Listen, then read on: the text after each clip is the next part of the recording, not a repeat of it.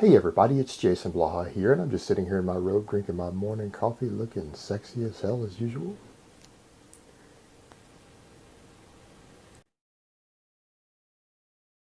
For those of you who say I don't look sexy as hell when I do these videos in my robe, nobody cares what you think. I didn't ask you shit. Now, I was reading something this morning again. I have a lot of fitness professionals and coaches on my private Facebook that I interact with, so I'm going to steal this, but I'm going to give credit. An individual by the name of Greg Nuckols, who some of you may or may not know, he runs the Science and Strength blog, and yes, he is a legitimate expert and a legitimate elite level athlete himself.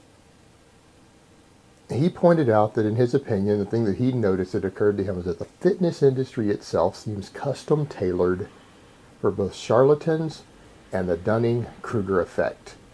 And it's not necessarily even the fault of personal trainers and coaches always on the latter. It's the fact that they're really ignorant and don't know any better. But it's interesting that he made that point because it's right, because it's an area that it's very difficult for the layman to understand. It's very difficult for people even involved in fitness and training and nutrition to always understand if they don't have a high degree of competence. And that makes it really easy for both things to occur.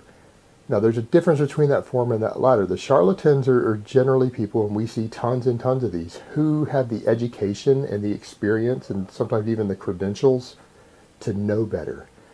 They know that they're making bullshit up to make money, or they know that they're pushing products that aren't going to work to make money. And they'll make up entire principles and ideas that they know isn't supported by the real world, it isn't supported by the scientific literature. They know it for a fact, and they're educated enough to know it.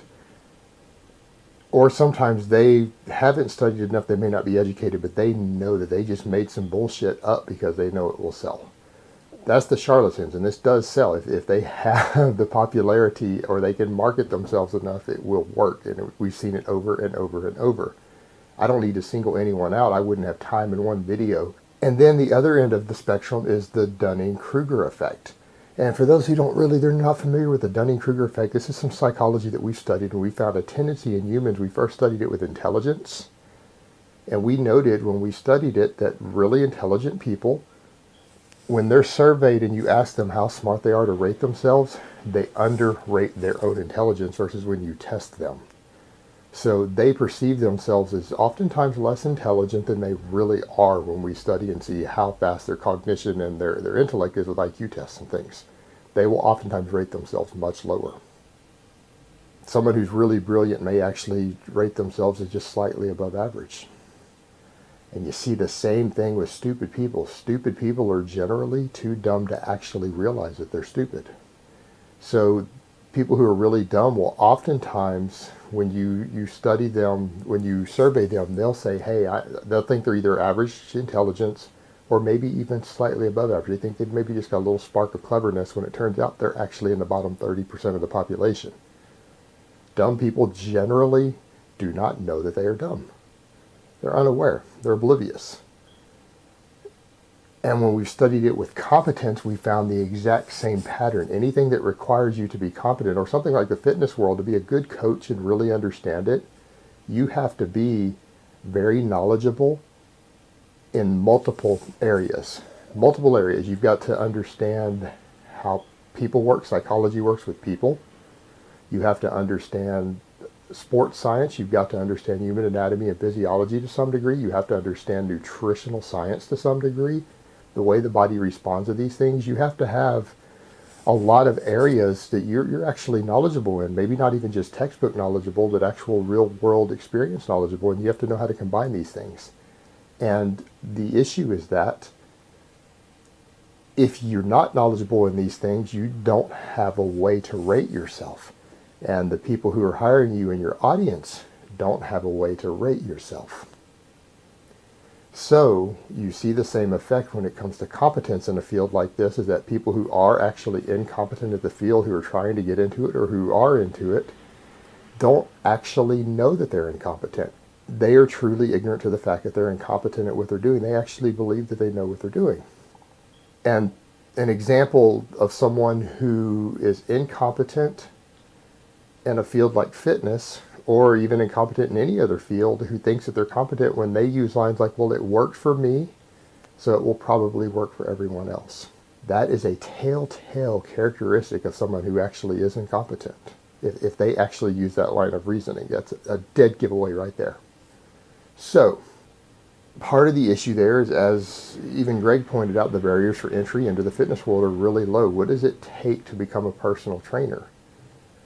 It requires no real world experience, and it requires maybe 1 week, 2 week, 3 week course. You get certified, you pass a test, and oftentimes the material in some of these courses is questionable and dodgy at best. Bam, you're a personal trainer. If you can market yourself cleverly, you could become a trainer to the stars without having any understanding of human physiology or exercise science, not even a freshman university level understanding of it. And people have done this and have terrible training programs and become famous trainers and make 6 figures or more per year. It does happen. They write whole books and still don't know what the hell they're talking about. Same thing even with YouTube, where I'm at, and hell, I've even been accused of this. What does it take to start a YouTube channel? To become famous to the world of people who are looking to get into shape, who go to YouTube and look, you just have to have, if you have a nice physique and you can speak well, you could probably successfully become a YouTube guru. What does it take to have a nice physique? Well, if you've got good genetics, train hard, or maybe even throw a little drugs in the mix combined with good genetics, you can probably have a pretty good physique, enough of a physique to get people's attention. And you can always market that what works for me. So if you're very genetically gifted and you're willing to train hard, you can probably jump up and start a YouTube channel and be successful without being competent. And we've seen examples of this. We've seen examples of people who are very successful in the physique world, even almost at the professional level, professionally sponsored, have YouTube channels. Yet they don't know, when they discuss things, they don't even know basic exercise science. They don't even know how to perform exercises correctly without possibly injuring themselves or injuring others in their demonstrations. They don't even have a basic understanding of nutritional science. Yet they've very successfully become gurus. And we see others who do that, who are competent, but they become charlatans through the same pathway. So we have such easy barriers of entry that it's very clear to see why this industry is full of it. And I think Greg hit the nail on the head. It's just an interesting point that he made, and I appreciate him putting that out there, and I am giving Greg credit for it. All right, guys, that's really all I have to say on that today. I hope it has been informative, and I will talk to you guys next time. Jack, you trying to steal my swag again? You want some coffee?